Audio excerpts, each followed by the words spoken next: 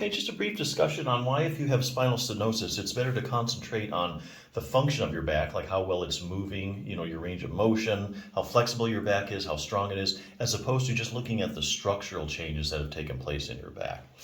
So for instance, you can have a lot of bad structural changes in your back and have no pain. Okay, so one study took 67 people with no pain or sciatica and scanned their backs with MRI.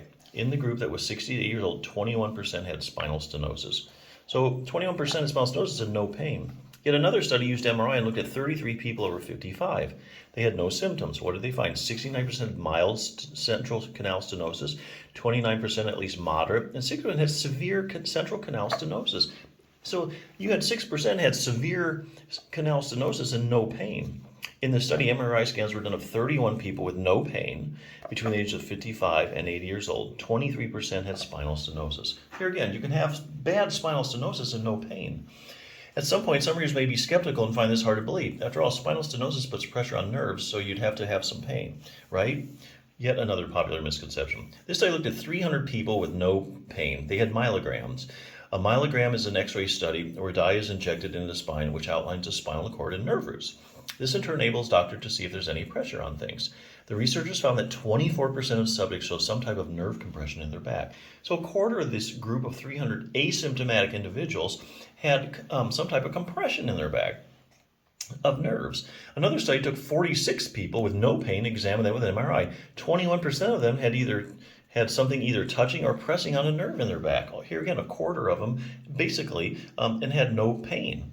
Researchers in this study of MRI scans of 60 people without pain, 22% of subjects have something touching a spinal nerve, 7% had something pressing on a nerve, enough to displace it, and 2% showed actual compression of a nerve, and they all had no pain. So basically you can have, of course, spinal stenosis can be painful and cause many nasty symptoms, but it's also possible to have spinal stenosis, even severe spinal stenosis, and have no pain at all.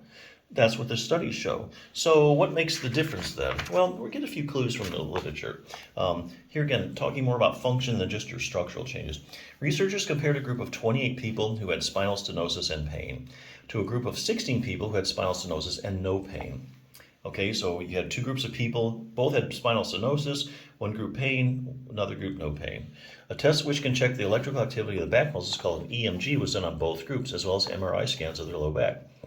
So 93% of subjects with spinal stenosis and pain showed abnormalities in their backs with EMG testing. So if you had pain in your back and spinal stenosis, you had abnormalities.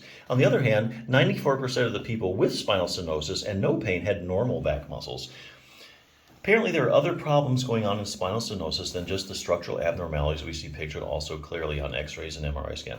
In the above study, you wouldn't have been able to tell which group had pain based on their MRIs because both groups' pictures show all the changes that go along with spinal stenosis. However, you would be able to tell which group had pain if you look at whose back muscles were working the best. Okay, so there you go. That's how you could tell the difference by whose back muscles were working better. The pain-free group had good, for the most part, had great working back muscles. So that's why it's better to concentrate on the structure, the function of your back, how well it's working, like how well your back muscles working. That can tell the difference between asymptomatic and symptomatic spinal stenosis. So that's according to the research.